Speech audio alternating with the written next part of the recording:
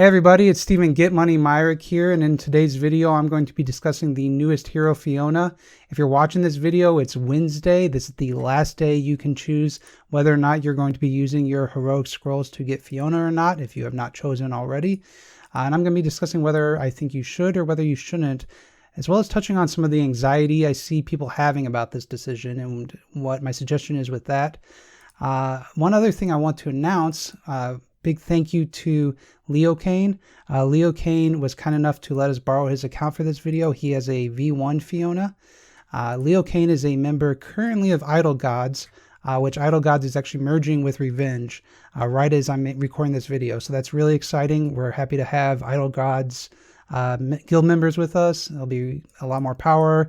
Got a lot of good input, and you can tell this is a pretty dang strong account with having, V3 Transcendence heroes as well as some strong artifacts. So if you haven't heard the news at all, if you've been living under a rock, Fiona is a very, very strong hero.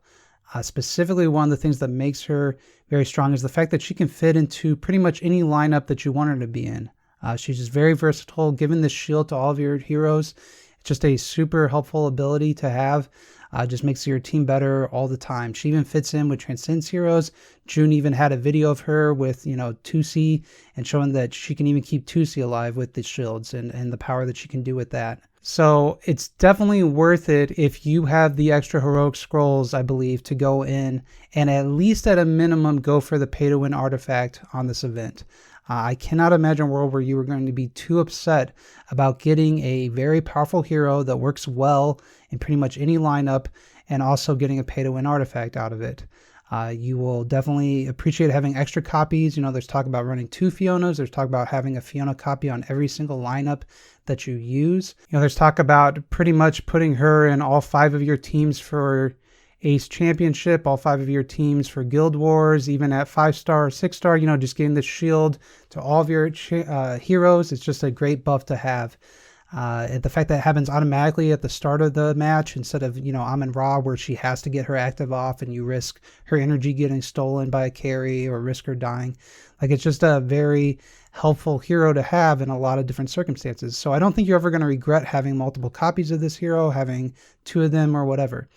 What I will say is, I see people that do have stress and they do have regrets about whether or not they need to get all 9 copies right now because they're worried about running out of heroic scrolls by the time that anniversary happens.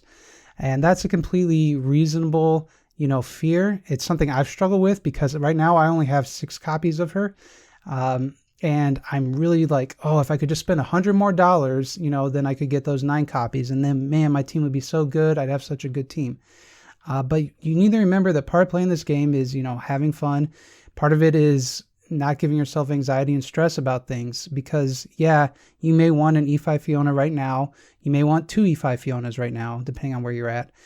But you will get copies if you're patient with this game. And so if you're going to have stress and anxiety about, losing sleep over whether or not you have a Fiona or not, I really don't think it's worth it to introduce that stress into your life. Be happy with what you have. By the way, this match is completely insane. Sherlock has got us locked up forever. But, you have to figure out what makes sense for you. If you can afford to spend $100, if you can afford money on this game and that makes you happy, that's great, but if it stresses you out and you can't afford it, there will be copies later down the line. You can save up profit orbs and go for her on profit orbs. You could get 5 copies now and E5 her, a month or 2 from now. Using cores, you can get copies of her. So yes, is it best? And will the top players absolutely have 1 or 2 E5s? Absolutely. But even, Leo Kane here, I reached out and asked for, help with this video. I said, can anybody let me borrow this account? And Leo Kane has a V1 E5 Fiona, which is perfect. That's what a lot of my viewers will have, or they'll have even less. And, he felt a little bad because he thought I needed to do a video with 2 Fionas to show how strong that is. It's like, well, that's not realistic, right? How many people actually have 2 E5 Fionas? How many of my viewers are going to have 2 E5 Fionas, right? Is she very strong? Yes. Are you going to regret not having her right away? Maybe a little, but if you are stressed out or if you're a person that can't afford to get her right away, just know that the copies will come.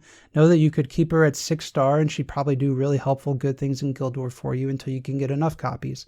So my personal recommendation is if you can afford it, I would recommend doing enough loops to get some copies, getting the pay-to-win artifact, and I think that's a good deal because you're never going to regret having these copies of the hero as well as having a pay-to-win artifact, even if the anniversary event is super stoked and super great. So that I just kind of want to rant a little. I know it's like getting a little emotional, touchy-feely, but I just want to make it clear, like, you need to enjoy this game and you need to be patient if you feel like patience is warranted, and you need to kind of respect where you belong in this game. Even going one step further, like we're doing this guild merge right now, and I'm actually intentionally dropping myself down another guild. Would I qualify being a leader within one of our stronger guilds? Yeah. Do I do pretty good on attacks? Absolutely. But I'd rather like be one of the strongest people in a lower guild than be the weakest person in a stronger guild. It's just really where I feel I belong, and it makes me happier and it makes me less stressed out about, equipping the perfect thing every time, and am I going to get cut the next week? It's just kind of recognizing like where you belong and what you're capable of within this game. And I'm not saying this to be an elitist. Obviously there are people that have Fiona, but I'm trying to say this to people to like feel better about where they're at this game. Like if you're somebody that doesn't spend money on this game, that is okay. You also just need to recognize like where you fit in and try to come to terms with that. And so that you don't be like me, somebody who's like, man, I'm making YouTube videos now, and so I'm making a little bit of money, and so that can fuel my habits within Idle Heroes. It's like I don't really need to be doing that though. I can be happy. I can get Fiona copies in a month or two.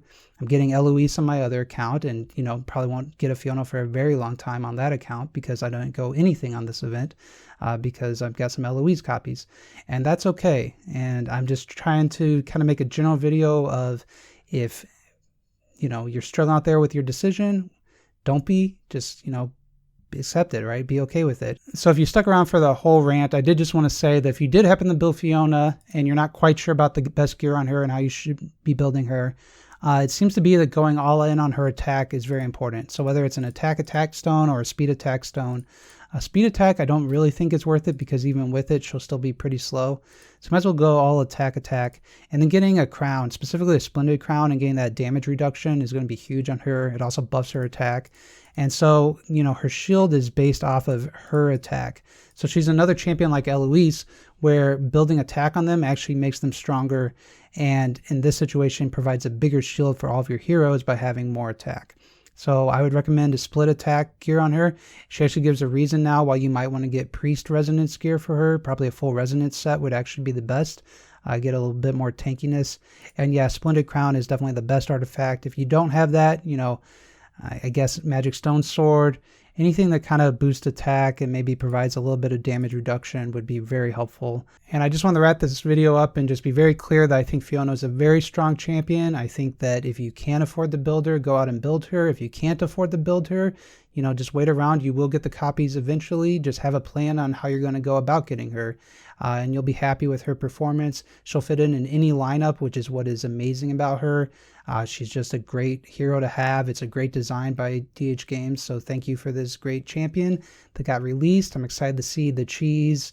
There's some pretty crazy stuff out there that if you go watch Jimmy Bay's video about her, and like I said, June with some of his 2C videos where like he actually keeps 2C alive long enough in order for 2C to do some damage and do some actives and melt some unbending wills. So she's an exciting hero. I definitely recommend going for her. And that's all I had to say in this video. I'll see you on my next one. Bye.